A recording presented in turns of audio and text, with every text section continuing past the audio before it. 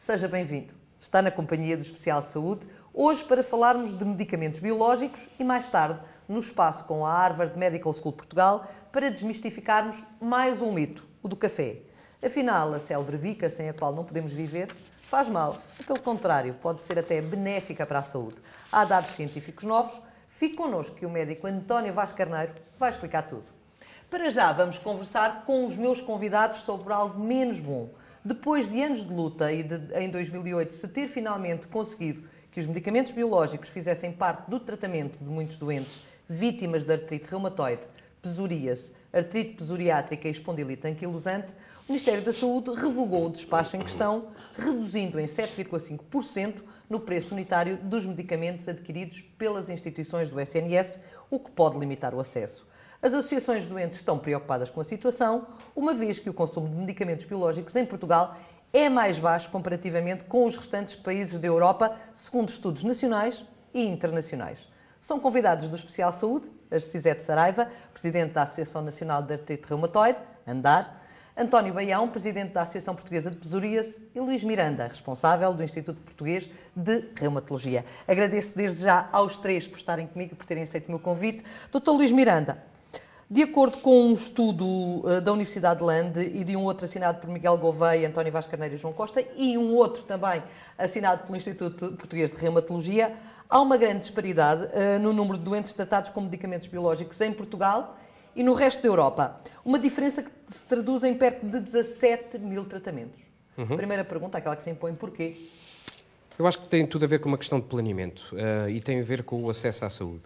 Isto significa que um país tão pequeno como o nosso deveria ter planeado com tempo, com 20, 30 anos, o tipo de saúde que queria oferecer aos seus cidadãos e, com isso, poder, alguém que tem uma doença destas, que são doenças devastadoras para a pessoa, ter um acesso rápido ao médico de família e um encaminhamento rápido para a consulta de especialidade de reumatologia para que se possa fazer um tratamento atempado. Não tem acontecido isso? Para lhe dar um exemplo, Portugal tem das piores taxas de cobertura europeia de reumatologistas. Não existe uma interligação real entre as diversas unidades de saúde, as diversas ARS. Vocês tiveram o apoio dos internistas agora. Sei que essa guerra ainda não acabou, mas pronto, não é hoje o tema para ela. Não, mas claramente. eles não estão a ajudar, não são uma mais-valia, não têm sido uma mais-valia nesta... A questão prática é que este tipo de tratamentos devem ser feitos por especialistas. Okay. A medicina interna é uma especialidade importante e é uma especialidade hospitalar importante, mas nós achamos, até porque os estudos provam isso, que o tratamento feito por um especialista não só reduz custos, como consegue uma otimização de recursos. Isso feito na reumatologia, mas também na gastro ou na dermatologia. Claro. Aliás, o despacho da gastroenterologia, que para doenças também se utiliza este tipo de terapêuticas, sim. apenas considera a especialidade de gastroenterologia. E, portanto, significa que... há dois pesos e duas medidas, digamos assim, é a sua opinião. Claramente. Doutor, nós começámos tarde também, ou seja, os medicamentos biológicos estão à disposição dos doentes portugueses desde 2008, dentro das condições, não é? Mais em gerais. Que toda a gente queria e que toda a gente beneficiaria delas. Esperava-se que houvesse, de facto, uma grande avalanche a receitar, ou pelo menos mais médicos a receitar medicamentos biológicos do que aconteceu até agora. Algum motivo especial ou não?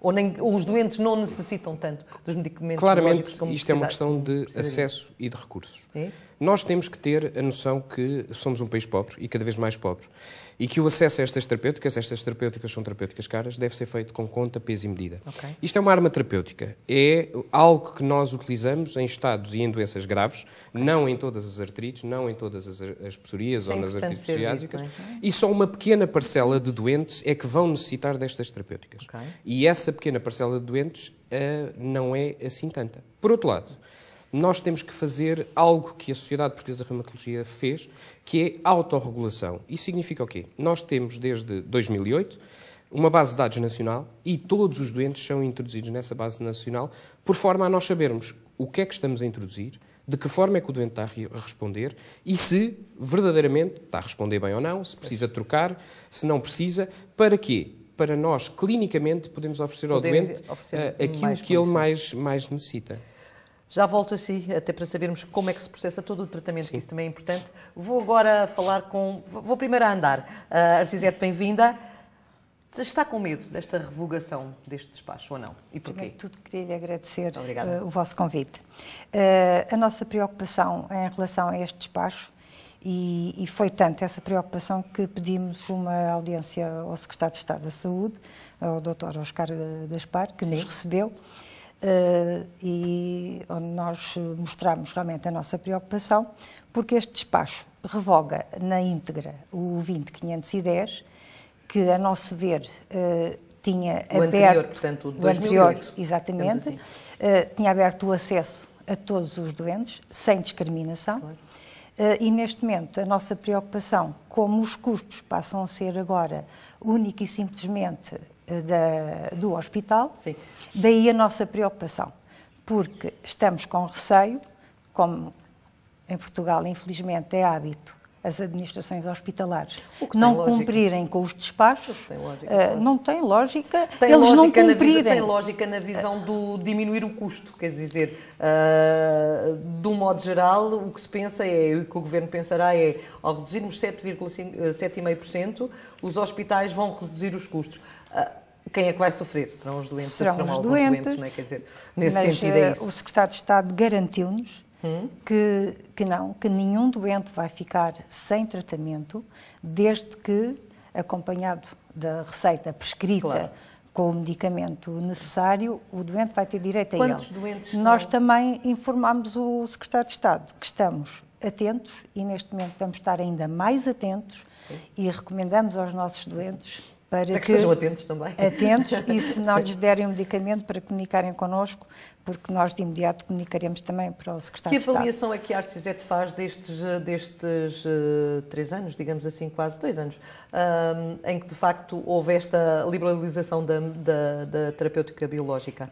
A avaliação que nós fazemos é que os doentes começaram a ter melhor acesso.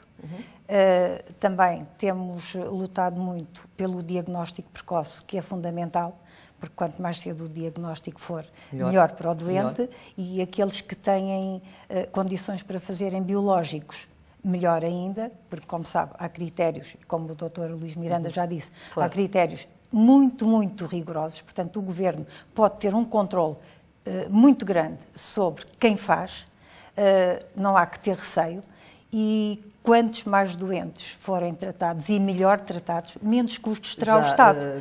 Estamos fartos de provar isto. Nós fizemos agora também um estudo que apresentámos na Assembleia da República, no dia 12, e está provado que, efetivamente, os doentes bem tratados e com diagnóstico precoce, há muito menos custos para o Estado, quer para o doente, quer os custos indiretos, que são enormes. Pois são. Aí é que se pode fazer uma avaliação muito grandes os custos indiretos. Pois são. Já vamos falar disso. Deixe-me ouvir agora o Vítor Baião também. Bem-vindo também. Muito obrigado. Como é que estamos relativamente aos doentes com psoríase? Quantos estão a ser tratados e que análise se faz desta revogação do despacho, que eu acho que é importante também?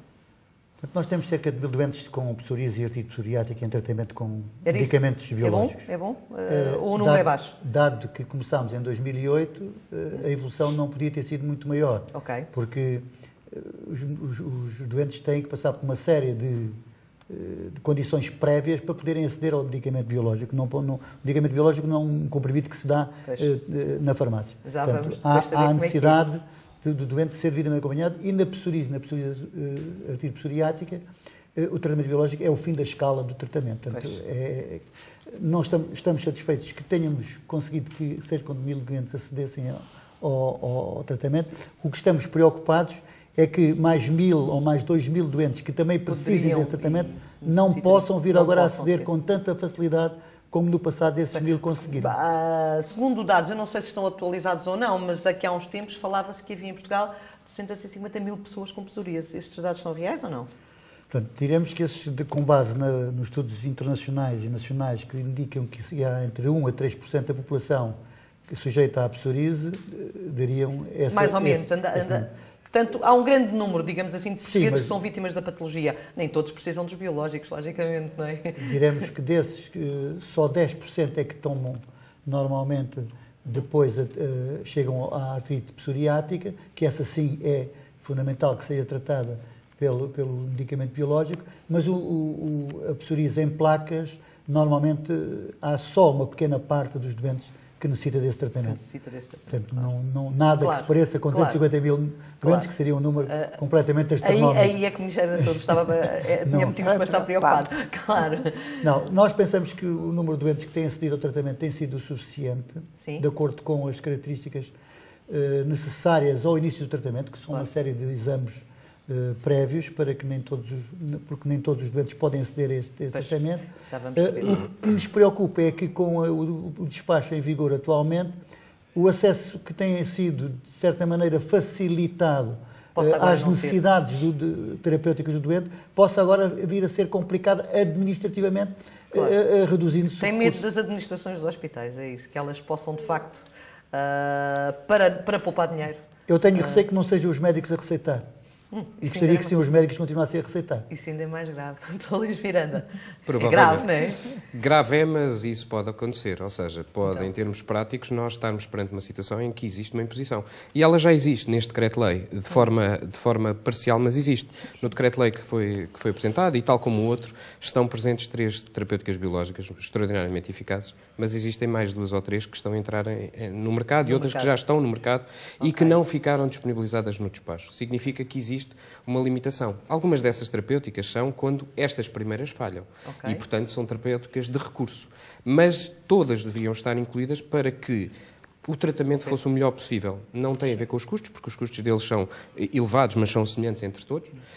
Mas acho que, em termos práticos, temos que voltar um bocadinho atrás e perceber uma coisa, que é fácil planear. É fácil planear aquilo que precisamos e é fácil planear quais os recursos que têm que estar envolvidos. Nós sabemos que são 10% os doentes com patologias inflamatórias, ou seja, a artrite reumatoide, a espondilite, inclusivamente a artrite idiopática juvenil, ou seja, a artrite das crianças, que chegarão às terapêuticas biológicas.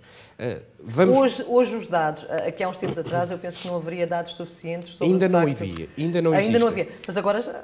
Digo-lhe sinceramente... Quando diz que é 10%, portanto, pode-se fazer uma normalização de estudos, não é? Mais ou menos. Eu vou-lhe explicar porquê. Porque muitos dos estudos que nós temos vêm do estrangeiro. Os estudos que nós temos, em termos de prevalência, doença, etc., vêm de Espanha, vêm de outros países. E daí a Sociedade Portuguesa de Reumatologia iniciar este ano um estudo ambicioso, que é o epireuma.pt, que é um estudo que vai demorar 2 anos para sabermos quantos doentes existem em Portugal com osteoporose, artrite reumatoide, artrite psoriásica. Um estudo gigantesco. Esse não conheço, mas conheço um que vocês fizeram, pelo menos tive acesso a eles, onde diz que os resultados mostram de uma forma clara, isto no caso da artrite reumatoide, que a artrite reumatoide não controlada aporta mais custos, aliás, do que se o doente estiver bem tratado e com a doença controlada. Fundamental. Em que é que se basearam para chegar a estas conclusões? Nós acabámos por avaliar os doentes, e foi um estudo feito no Instituto Português de Reumatologia, com um grande número de doentes com artrite reumatoide, mais de 300, e aquilo que nós fomos ver é o doente está controlado e às vezes, mesmo seguida em reumatologia, a doença é mais agressiva, chegou mais tarde, nós estamos a oferecer os nossos recursos, mas já vamos mais tarde do que devíamos. Também se diz que demora 6 anos, em média, o diagnóstico, 6 anos a chegar ao especialista, o que é impensável. Nos outros países a distância é curtíssima e a janela de intervenção é mais fácil quando nós temos doentes rapidamente identificados, nós conseguimos tratar. O que é que isso acontece? Planeamento.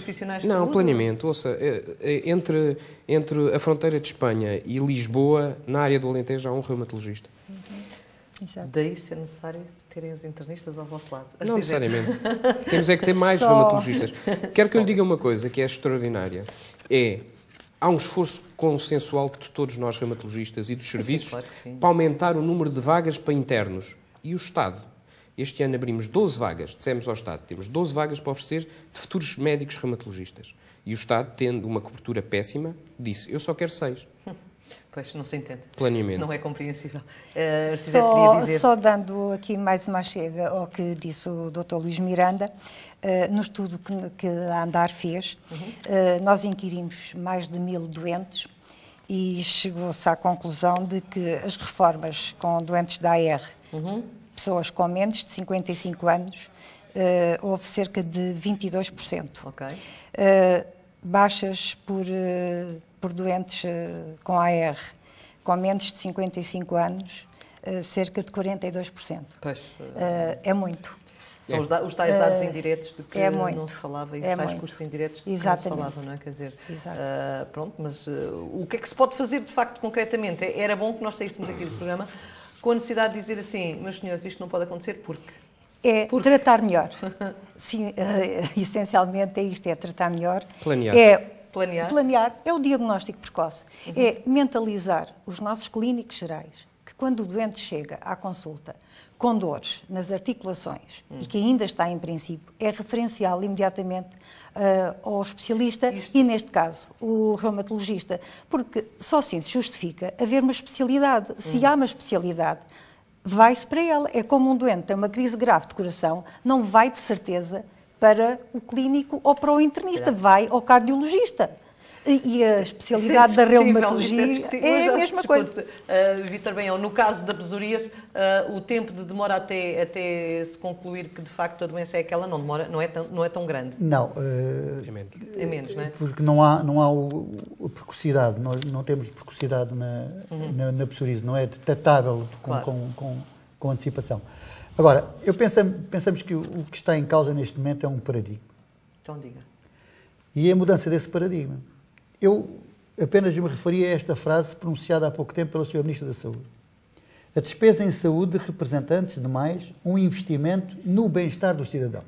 Teoricamente, todos nós concordamos com isso. É fantástico, é uma frase foi dito pelo Sr. fantástica. Ministro da Saúde em exercício. Portanto, pensamos que, se for cumprida esta situação, se for cumprida este axioma, todos os doentes estarão satisfeitos e não haverá qualquer reticência ao acesso ao tratamento que lhe dê a melhor qualidade de vida. E há o compromisso do Secretário de Estado também perante a andar. Portanto, exatamente. O Sr. Secretário de Estado foi muito concreto.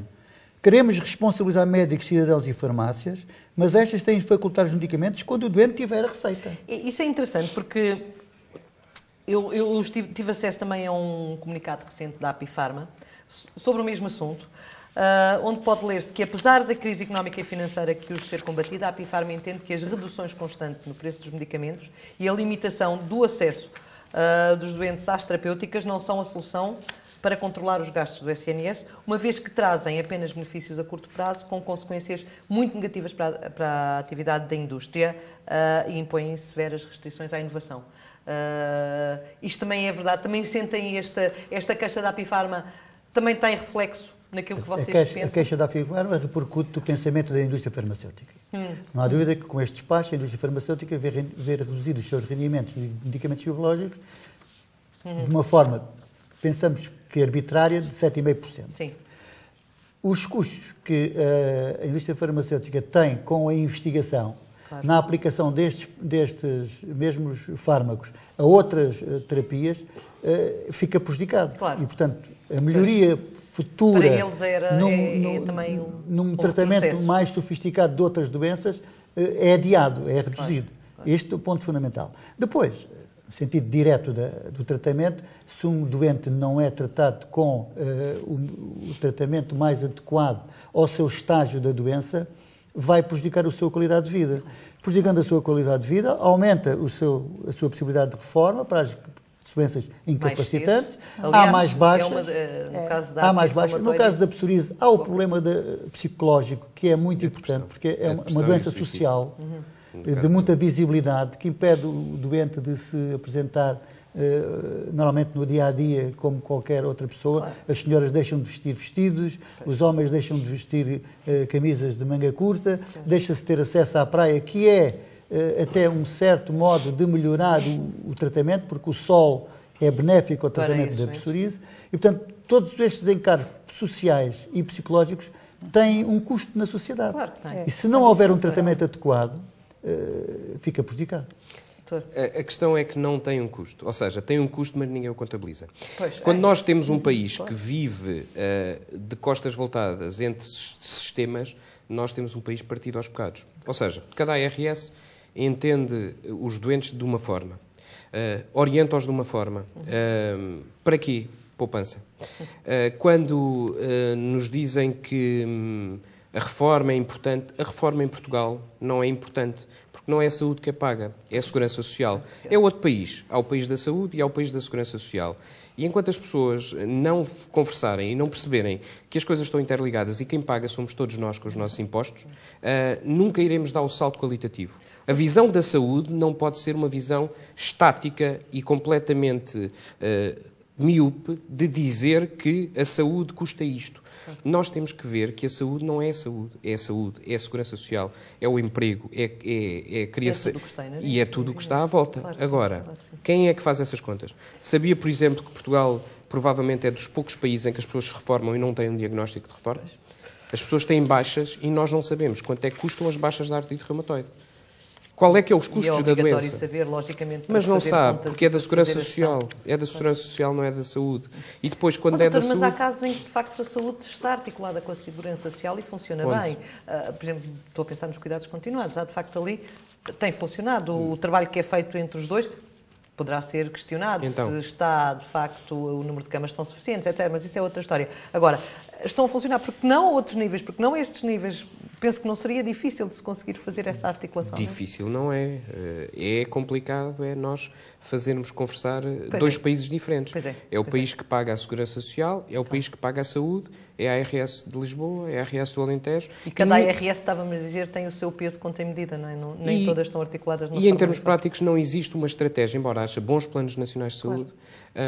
Eu, enquanto reumatologista, participei na elaboração do Plano Nacional contra as Doenças Reumáticas, que é um plano de trabalho fantástico em termos, e passo em modéstia, até porque contribuí, provavelmente fui quem menos contribuí, porque havia lá pessoas com excelente qualidade a fazer aquele plano. E o plano foi em 2004. Fizeram-se coisas, sim, mas grande parte daquilo está por fazer. Não interessa foi muito custo, não é? Foi muito custo, era quase que... É tudo a saca-rolhas e depois os planos existem, são fantásticos e não são implementados. É pensar na população, é pensar no doente, é pensar em alguém que precisa. E isso significa, se calhar como os suecos, que pensam tudo interligado, tudo em termos de segurança social. Mas ouça, o nosso país é pequeno. Claro, era mais fácil, deveria ser mais fácil. Arcisete, a crise de artrite reumatoide, de facto, cada vez estamos em crise, né? As pessoas têm menos dinheiro, as pessoas têm mais dificuldade de viver, quase de se alimentar como deve de ser. O que é que isso pode significar para os doentes com artrite reumatoide? É muito complicado. Pelo menos a nível dos medicamentos. Os doentes já começaram a queixar-se que agora com todos estes cortes, toda esta crise, eles têm cada vez menos dinheiro para comprar os seus medicamentos. Porque não são só os biológicos não que são precisam, só, não é? quer dizer, se ele tiver a fazer biológicos, lógico, e o Dr. Luís Miranda que me corrija se eu estiver a dizer alguma asneira, mas penso que os doentes que estão a fazer biológicos fazem provavelmente menos medicação no global. Aquela que se diz normal. A outra. Exatamente. Os que não fazem biológicos tomam muito mais medicação. E depois não é só isso, é que os medicamentos que tomam, têm mais internamentos, têm mais cirurgias, têm mais baixas. Os terceiros de quem estes doentes precisam precisam, por vezes, de faltar aos empregos para poder ficar em casa. Quantos doentes temos? Em Portugal? Sim, com artrite reumatoide. Ronda entre os 30 mil e os 40 mil doentes. Ou se calhar um pouco mais. Isso é o que vamos saber nos próximos 2 anos. Pois está a fazer os estudos, claro. A fazer biológicos, penso que andam à volta de 2.500 doentes a fazer biológicos. Provavelmente. Nós não sabemos. Calma, esse se calhar é provavelmente a área em que nós estamos mais desenvolvidos. O Registro Nacional da Sociedade Portuguesa de Reumatologia, que se chama reuma.pt, tem neste momento 3 mil doentes, incluindo todas as patologias. Já é bom, em termos práticos, inclui todas as patologias. Alguns deles não estarão a fazer terapêuticas biológicas, mas estamos a considerar cerca de doentes a fazer terapêuticas biológicas, cerca de 2 mil dentro desse registro. Esse registro é fundamental. Mas acho que não só para a reumatologia, mas como para todas as as especialidades e para todas as terapêuticas que são caras. Claro. Quando o Secretário de Estado diz a responsabilização dos médicos, é aquilo que nós estamos a oferecer, a dizer assim, nós somos responsáveis, temos aqui o nosso registro implica que os doentes entraram porque deveriam entrar, que continuam porque devem continuar e conseguimos perceber como é que eles estão a evoluir. Isso é fundamental. Queria acabar, temos pouco queria tempo. só dar mais outra chega. Os doentes que fazem biológicos, nós também temos aqui no nosso estudo e apurámos que até às 11 semanas havia cerca de 14% de doentes em que o impacto não era nenhum ou era baixo. Sim. Às 24 semanas, viu-se que aumentou para 28% de doentes cujo impacto teve grande... Foi benéfico, foi positivo. Muito benéfico. Claro, não é logo. O que me está a dizer é que não é logo, é preciso. Se calhar na psoríase é igual, não é? Se calhar também. Olha que não, na psoríase é mais fácil a resposta. A resposta é mais tal como na espondilite anquilosante ou na artrite psoriásica. Mas não cura. Mas não cura. Controla. As doenças continuam a ser crónicas. Atenção que as doenças continuam a ser crónicas e o tratamento com biológicos... Sim, isto não é uma cura. Vem só reduzir melhorar o impacto a qualidade social de vida e permitir ao paciente poder aceder ao seu ato social de manter-se em sociedade e de exercer o seu direito de cidadania. Muito obrigada aos três por me terem acompanhado. Ficaram aqui muitos recados. É bom que nos ouçam agora. Muito obrigada. Vamos agora desvendar mais um mito, como lhe disse no princípio, o do café, através da parceria Especial Saúde Harvard Medical School Portugal, com o professor António Vaz Carneiro. Antes de me ir embora, deixo ainda uma sugestão de leitura. Tenho aqui, escolhi esta semana o livro Hipertensão Arterial, de José Pinto Carmona, Jorge Polónia e Luís Martim. É uma parceria que nós temos também com a editora Lidl e já sabe, hipertensão arterial é sempre bom termos cuidado com ela e neste livro está tudo o que precisamos de saber. Agora sim, vou passar a palavra ao professor António Vaz Carneiro.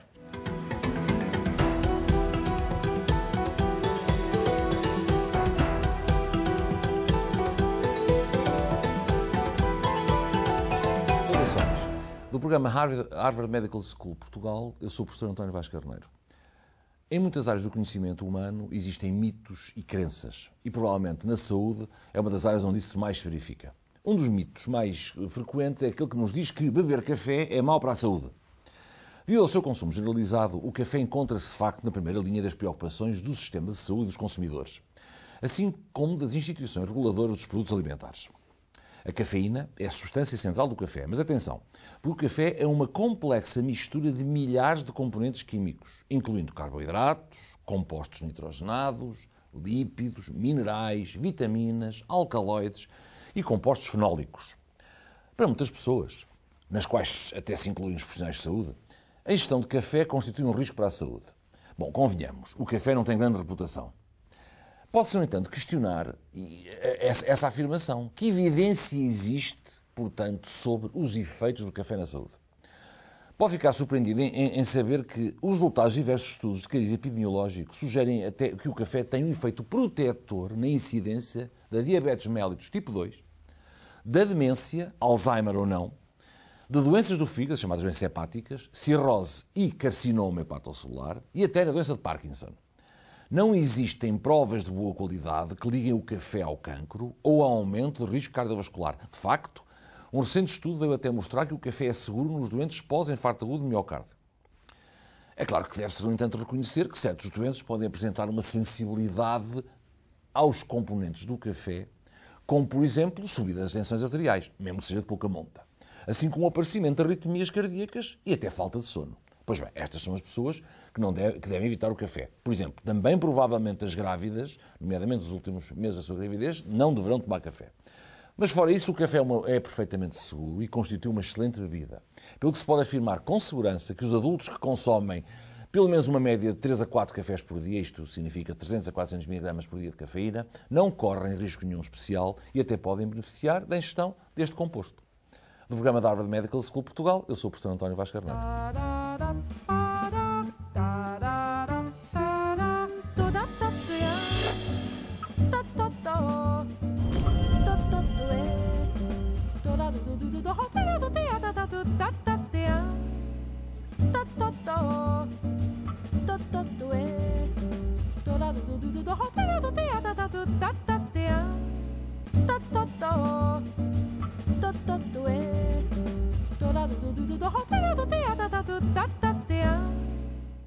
Para prevenir doenças como a cárie dentária, a gengivite e o mau hálito, deve adotar corretos hábitos de higiene oral.